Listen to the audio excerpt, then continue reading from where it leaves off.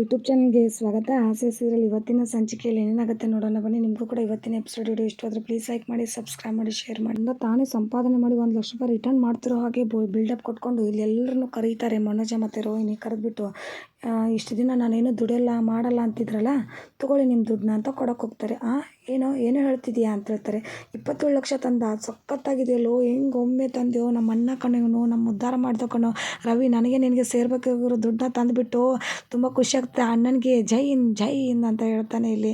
ಆಮೇಲೆ ಬಿಡೋ ಕೈ ಅಂತ ಹೇಳ್ತಾನೆ ಮನೋಜ. ಆಮೇಲೆ ಆದರೂ ಕೂಡ ಇಲ್ಲಿ ಕರೆಕ್ಟಾಗಿ ನಾವು ಹೇಳೋದು ಮೊದಲು ಕೇಳಿಸ್ಕೊಳ್ಳಿ ಅಂತ ಹೇಳ್ತಾರೆ. ಅವತ್ತು ಟ್ರಿಪ್ಪಿಗೆ ಹೋಗೋಕ್ಕಂತ ದುಡ್ಡು ತೊಗೊಂಡಿದ್ವಲ್ಲ, 1,00,000 ರೂಪಾಯಿ ಅದು ತಂದಿರೋದು, ಕೊಟ್ಬಿಡ್ತೀನಿ ರೋಹಿಣಿ ಅಂತ ಹೇಳ್ತಾರೆ. ಆಯಿತು ಕೊಡ್ರಿ ಅಂತ ಹೇಳ್ತಾರೆ.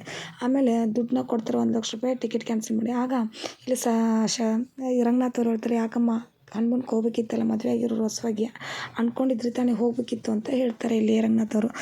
ಇಲ್ಲ ದುಡ್ಡು ಕೊಡ್ತೀವಿ ಅಪ್ಪ, ಅದು ಏನು ಹನುಮನ್ಗೆ ಹೋಗೋಕ್ಕೆ ನಿಮ್ಮ ದುಡ್ಡಲ್ಲಿ ಅವ್ರು ಹೋಗ್ಬೇಕಾ, ಯಾಕೆ ಸ್ವಂತ ದುಡ್ಡು ಹೋಗೋಕ್ಕಾಗಲ್ವಾ ಏನಪ್ಪ ನೀನು, ಇವ್ನು ಬೇರೆ ಹನುಮನ್ ಬೇರೆ ಕೇಳೋ ಅಂತ ಇಲ್ಲಿ ಬಾಯಿಗೆ ಬಂದಂಗೆ ಮಾತಾಡೋಕ್ಕೆ ಶುರು ಮಾಡಿಬಿಡ್ತಾರೆ ಇಲ್ಲಿ ಸೂರ್ಯ ಅವರು. ಈ ಮಾತುಗಳನ್ನೆಲ್ಲ ಇಲ್ಲಿ ರಂಗನಾಥ್ ಅವ್ರಿಗೆ ಕೇಳೋಕ್ಕಾಗ್ತಾರಲ್ಲ. ಇಲ್ಲಿ ದುಡ್ಡು ತಂದಿದ್ದಾನೆ ತಾನೆ, ಕೊಡ್ತಿದ್ದಾನೆ ತಾನೆ, ಸುಮ್ಮನೆ ತೊಗೊಂಡು ಇಟ್ಕೊ ಅಂತ ಹೇಳ್ತಾರೆ.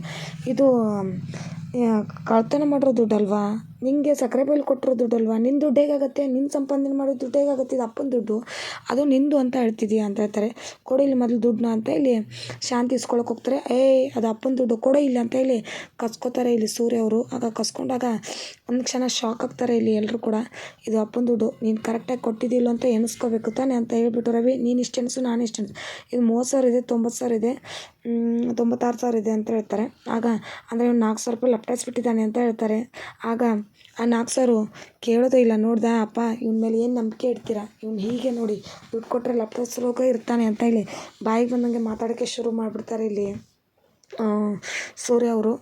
ಹೇಳಬೇಕು ಅಂದರೆ ಆಗ ಅಲ್ಲ ಏನಂತ ಇಲ್ಲಿ ರೋಹಿಣಿ ಅವ್ರು ದುಡ್ಡು ಕೊಡ್ತಿದ್ದಾರಲ್ಲ, ಇಲ್ಲಿಗೆ ಮುಗೀತು ಅಂತ ಹೇಳ್ಬಿಡ್ತಾರೆ. ಆಗ ಇಲ್ಲಿ ಮೀನಂಗೆ ತುಂಬ ಕೋಪ ಬಂದುಬಿಡುತ್ತೆ. ಆಗುತ್ತೆ ನಮ್ಮ ಮನೆಯವ್ರಿಗೂ ಕೂಡ ಅವಮಾನ ಆಗಿಲ್ವಾ ಅಂತ ಹೇಳ್ತಾರೆ. ಆಗ ಶಾಂತಿ, ನಮ್ಮ ಮನೆಯವರು ತಾನೇ, ನಾನೇ ತಾನೇ ಅವ್ರಿಗೆ ಇಷ್ಟು ಚೊದ್ದದಾಗಿ ಮಾಡಿ ಕ್ಷಮೆ ಕೇಳಿರೋದು, ಮತ್ತೇನು ಅದನ್ನೇ ಬೆಳೆಸ್ತಿರೋದು, ನೀನು ಸುಮ್ಮನೆ ನಿಂತ್ಕೊ ನೀನು ಅಂತ ಹೇಳ್ತಾರೆ ಇಲ್ಲಿ ರೋಹಿಣಿ. ಆಗ ಮೀನಾನು ಕೂಡ ತರಾಟೆ ತೊಗೋತಾರೆ ಶಾಂತಿಗೆ. ಆಗ ಶಾಂತಿ ಸುಮ್ಮನೆ ಮುಚ್ಕೊಂಡು ನಿಂತ್ಕೊಂಡ್ಬಿಡ್ತಾಳೆ. ಅಲ್ಲ ನನ್ನ ಗಂಡ ದುಡ್ದು ಈ ಮನೆಗೆ ಖರ್ಚಿಗೆ ದುಡ್ಡು ಕೊಡ್ತಿರೋದು, ಅಂಥದ್ರಲ್ಲಿ ಅವರೇ ಕಣಿಸ್ಕೊ, ಹೌದು ತಾನೆ ಖರ್ಚಿಗೆ ದುಡ್ಡು ತಾನೆ ಕೊಡ್ತೀನಿ, ಅಯ್ಯೋ ಪೌಡ್ರಮ್ಮ ಇಷ್ಟು ದುಡ್ಡು ಇಟ್ಕೊಂಡು ದುಡ್ಡು ಕೊಡೋಲ್ಲ ಅಂತ, ಅಯ್ಯೋ ಇನ್ನು ಮನೆಗೆ ಪೌಡ್ರಮ್ಮನು ಖರ್ಚಿಗೆ ದುಡ್ಡು ಕೊಡ್ತಾರೆ ಬಿಡು ಅಂತ ಹೇಳ್ಬಿಟ್ಟು ಇಲ್ಲಿ ಸೂರ್ಯ ತುಂಬ ಖುಷಿ ಪಡ್ತಾನೆ. ಆಗ ಇಲ್ಲಿ ತೊಗೊಂಡ್ಬಂದು ರೋಹಿಣಿ ದುಡ್ಡು ಕೊಡ್ತಾರೆ. ಆಗ 8,000 ಇರುತ್ತೆ, ಅಂದರೆ ಈ ತಿಂಗಳು ಖರ್ಚು ಆಯಿತು ಬಿಡು ಆಗಿದ್ರೆ ಅಂತ ಹೇಳ್ಬಿಡ್ತಾರೆ.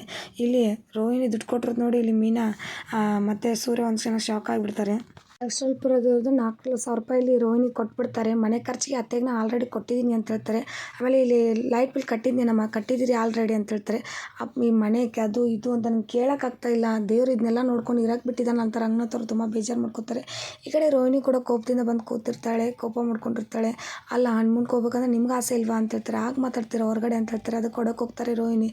ಬಿಡಮ್ಮ ಬಿಟ್ಬಿಡಮ್ಮ, ಯಾಕಮ್ಮ ಹೊಡಿತೀಯಮ್ಮ, ನಿನ್ನ ಮೀನೇಶ್ವರಿ, ನಿನ್ನ ಕೋಪಕ್ಕೆ ನಾನು ಬಲಿಯಾಗಬೇಕಮ್ಮ ಅಂತ ಹೇಳ್ತಾರೆ. ಮೀನಾ ನಿನ್ನ ಜೊತೆ ಮಾತಾಡ್ಬೇಕಮ್ಮ ಅಂತ ಹೇಳಿ ಕೂತ್ಕೊತಿರ್ತಾರೆ. ಇಲ್ಲಿ ರೋಹಿಣಿ ನಿಂತ್ಕೊಂಡು ಕೇಳ್ತಿರ್ತಾರೆ. ರೋಹಿಣಿ ಮೀನಾ ಸೂರ್ಯ ಮಾತಾಡೋದು ನೋಡಿ ತುಂಬ ಶಾಕ್ ಆಗ್ತಾರೆ. ಸೂರ್ಯ ಅವರು, ನನ್ನ ಮಗನೇ ದುಡ್ಡು ಕದ್ದಿರೋದು, ಅವನೇನೋ ರೆಡ್ ಹ್ಯಾಂಡ್ನಾಗ ಸಿಗಲಿ, ಅವ್ನಿಗಿದೆ, ಅವ್ನು 3 ಬೆಳ್ಳು ಕಟ್ಟಿದ್ದೀನಿ, ನಿನ್ನ ಕಾಯಿ ಮುರಿದು ಮೇಲೆ ನಿಲ್ಲಿಸ್ಬಿಡ್ತೀನಿ ಅಂತ ಹೇಳ್ತಾರೆ. ಈ ಕಡೆ ಮೀನವರು ಸೂರ್ಯ ಅವರು ಮೀನಾ ಕಾಮಿಡಿ ಮಾಡ್ತಾರೆ, ಜಳಕ ಮಾಡಿಸ್ಪಮ್ಮ ಅಂತ, ಸ್ನಾನಕ್ಕೆ ಹೋಗ್ತೀನಲ್ಲ ಅಂತ ಹೇಳ್ತಾರೆ. ಆಗ ಅದನ್ನೆಲ್ಲ ಕೇಳಿಸ್ಕೊಂಡು ನಿಂತ್ಕೊಂಡಿರ್ತಾಳೆ ಇಲ್ಲಿ ರೋಹಿಣಿ ಶಾಕಲ್ಲಿ. ಅದನ್ನು ನೋಡ್ತಾಳೆ ಇಲ್ಲಿ ಮೀನಾ. ಈ ಕಡೆ ಬಡ್ಡಿ ದುಡ್ಡನ್ನ ಕೇಳೋಕ್ಕೆ ಶಾಂತಿ ಕಡೆ ಬಂದಿರ್ತಾರೆ. ನೀವೇನಾದರೂ ದುಡ್ಡು ಕಟ್ಟಲಿಲ್ಲ ಬಡ್ಡಿ ದುಡ್ಡು ಅಂದರೆ ನಾವು ಮಾಡೋ ಡೀಲೇ ಬೇರೆ ಇರುತ್ತೆ ಅಂತ ಹೇಳ್ತಾರೆ. ಈ ಕಡೆ ಸೂರ್ಯ ಅವರು ಕೂಡ ನಾನು ಫೈನಾನ್ಸ್ಗೆ ಹೋಗ್ಬೇಕಪ್ಪ, ದುಡ್ಡು ಕಟ್ಬಿಟ್ಟು ಅತ್ತೆ ಕೆಲಸ ಇದೆ, ಒಂದು ಸ್ವಲ್ಪ ಹೋಗಿ ಬರ್ತೀವಿ ಅಂತ ಹೇಳ್ತಾರೆ. ಈ ಕಡೆ ಶಾಂತಿ ಬರ್ತಿರ್ತಾಳೆ, ಅವಳ ಕೈಯಲ್ಲಿರೋ ದುಡ್ಡನ್ನ ಕಿತ್ಕೊಂಡು ಬ್ಯಾಗ್ನ ಬಿಸಾಕ್ಬಿಡ್ತಾರೆ. ಇಲ್ಲಿ ಪಾಪ ಶಾಂತಿ ದುಡ್ಡು ಕಳೆದೋಗಿದೆ. ಈಗ ಸೂರ್ಯ ಏನಾದರೂ ಹೆಲ್ಪ್ ಮಾಡ್ತಾರಾ? ಇವತ್ತಿನ ಎಪಿಸೋಡ್ ವಿಡಿಯೋ ಎಂಡ್ ಆಗುತ್ತೆ. ವಿಡಿಯೋ ಇಷ್ಟ ಆದರೆ ಪ್ಲೀಸ್ ಲೈಕ್ ಮಾಡಿ, ಸಬ್ಸ್ಕ್ರೈಬ್ ಮಾಡಿ, ಶೇರ್ ಮಾಡಿ. Thank you.